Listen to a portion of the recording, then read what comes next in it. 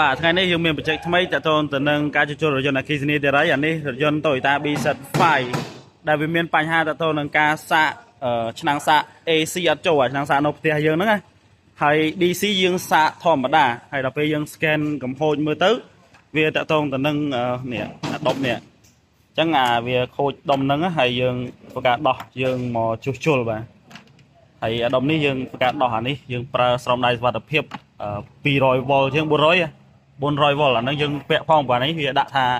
outside មាន high voltage អញ្ចឹងយើងប្រើប្រព័ន្ធ protection ស្រោមដៃបាទអញ្ចឹងជាងយើងបច្ចេកទេសយើងដោះក្បាលអង្គុយអស់ដើម្បីសុវត្ថិភាពអានេះយើងដោះប្រព័ន្ធនេះ high voltage ព្រោះនេះ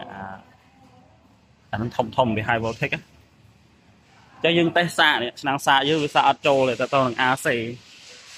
ដោយសារខ្ញុំដោះក្បាលអង្គុយអញ្ចឹងវាអត់អាចដំណើរការនេះឥឡូវមាន2 DC ហើយ AC អាទូចបាទដុំ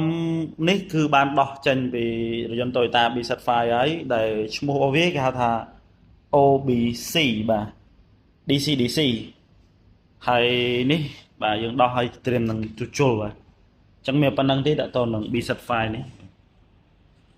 ខ្ញុំថតរៀលឲ្យមើលទេបាទ